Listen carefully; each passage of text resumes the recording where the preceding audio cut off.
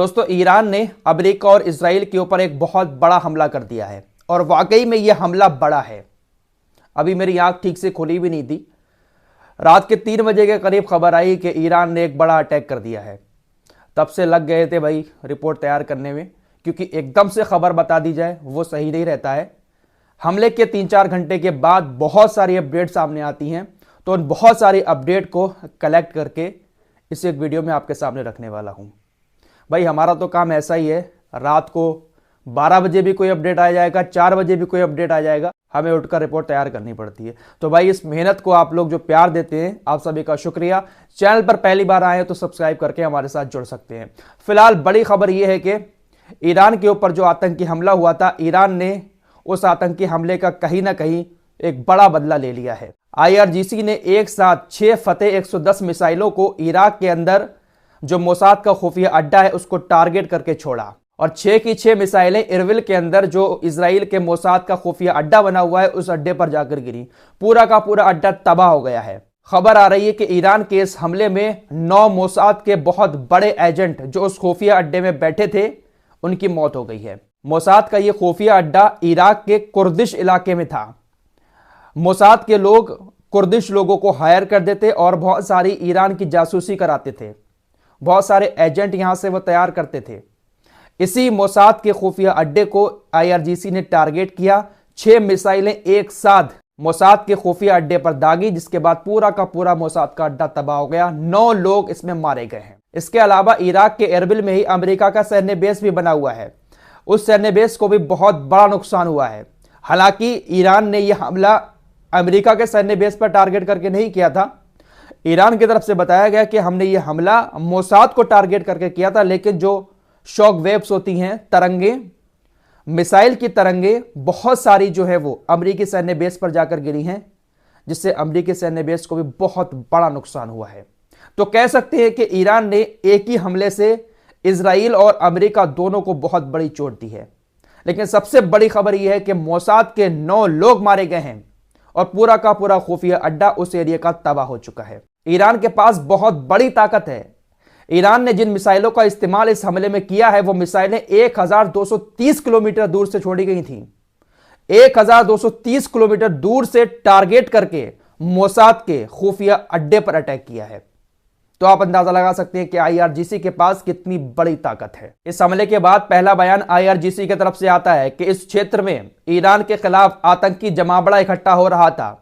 उसी अमेरिकी और इजरायली आतंकी जमावड़े के खिलाफ हमारी यह कार्रवाई है। IRGC की बैलिस्टिक मिसाइलों ने उसी आतंकी जमावड़े को टारगेट करके अटैक किया है।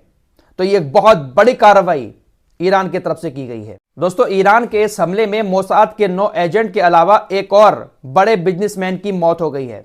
इसका नाम था पेशरॉफ डिजाई। ये एक बहुत बड़ा बिजनेसमैन था। इराक के अंदर रहकर यह इजराइल को तेल भेजता था। इजराइल के अंदर जो भी तेल जाता था वो इसी के जरिए जाता था। इस हमले में इसकी भी मौत हो गई है। ईरान के इस हमले के बाद इराक के एरबिल अंतर्राष्ट्रीय हवाई अड्डे की सारी उड़ानों को रद्द कर दिया गया है। कोई भी फ्लाइट उस एरिया से अभी नहीं उड़ रही है। अमेरिका ने ईरान के इस हमले की निंदा की है। अमेरिकी विदेश विभाग ने कहा कि हम इरबिल में ईरानी हमलों की कड़ी निंदा करते हैं और मारे गए लोगों के परिवारों के प्रति अपनी संवेदना व्यक्त करते हैं।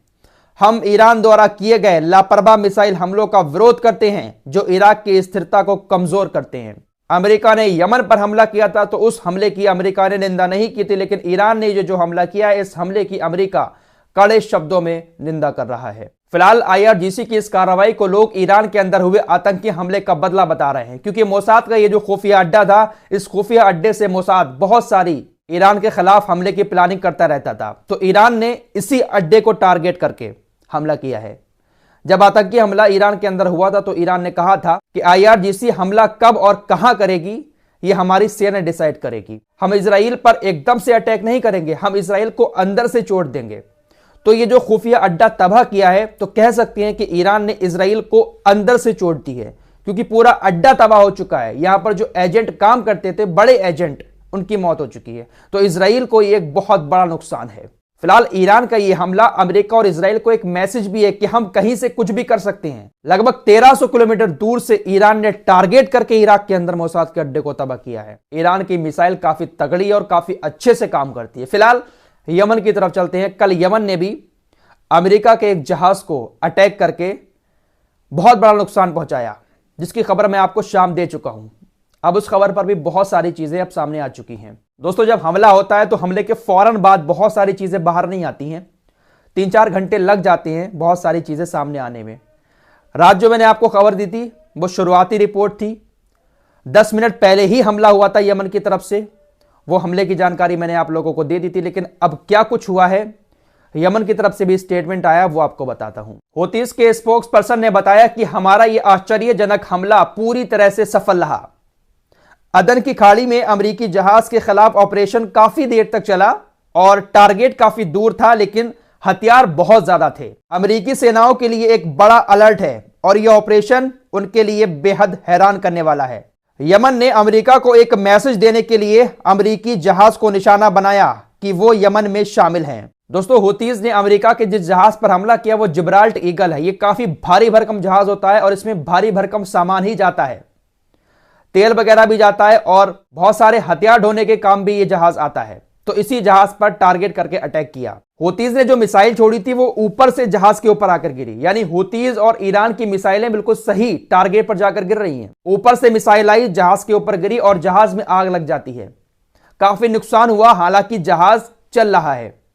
नुकसान बहुत ज्यादा हुआ है लेकिन जहाज रुका नहीं है, वो अभी भी लगातार आगे बढ़ रहा है, क्योंकि पीछे हिस्से पे जाकर मिसाइल गिरी है। जो इसमें सामान वगैरह रखा था उसको बहुत बड़ा नुकसान हुआ है। हूतीज ने एक बार फिर से कहा कि हमने अमेरिका को कई बार कहा है कि अगर आप यहां पर आते हो तो लाल सागर आपका कब्रिस्तान बन जाएगा।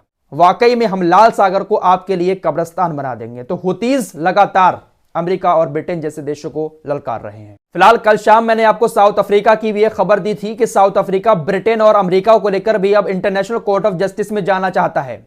साउथ अफ्रीका के वकीलों की तरफ से इस बात की जानकारी दे दी गई है कि हमारे 50 वकील अमेरिका और ब्रिटेन के खिलाफ बहुत सारे सबूत इकट्ठे करके एक पूरी फाइल तैयार कर रहे हैं। जिस तरह से उन्होंने इजराइल के सबूतों को इकट्ठा किया था, 84 पेज की एक फाइल तैयार की थी, इसी तरह से 50 वकील लगे हुए हैं, काम कर रहे हैं और बहुत जल्द अमेरिका और ब्रिटेन को भी इंटरनेशनल कोर्ट ऑफ जस्टिस में साउथ अफ्रीका का सामना करना पड़ेगा। 50 वकीलों की टीम लगातार साउथ अफ्रीका के अंदर काम कर रही है। इस बात का बाकायदा ऐलान अफ्रीका के वकीलों की तरफ से कर दिया गया है। तो अफ्रीका ने कसम खा ली है भाई, इजराइल के बाद अब वो ब्रिटेन और अमेरिका को भी जवाब देने के लिए इंटरनेशनल कोर्ट ऑफ जस्टिस में तलब करेंगे। देखिए, ये बहुत बड़ी बात है, भले ही फैसला कुछ भी हो, लेकिन अफ्रीका ये जो कदम उठा रहा है ये बहुत बड़ा कदम है। इन लोगों के खिलाफ एक्शन लेने का दम अफ्रीका दिखा रहा है, यही बहुत बड़ी बात है। क्योंकि अमेरिका, ब्रिटेन ये वो देश हैं जिनके खिलाफ आवाज कोई नहीं उठाना चाहता, लेकिन अफ्रीका आवाज उठा रहा है। फिलहाल इस रिपोर्ट में इतना ही, मिलते हैं कुछ और खबरों के साथ, तब तक के लिए अपना ख्याल रखिए।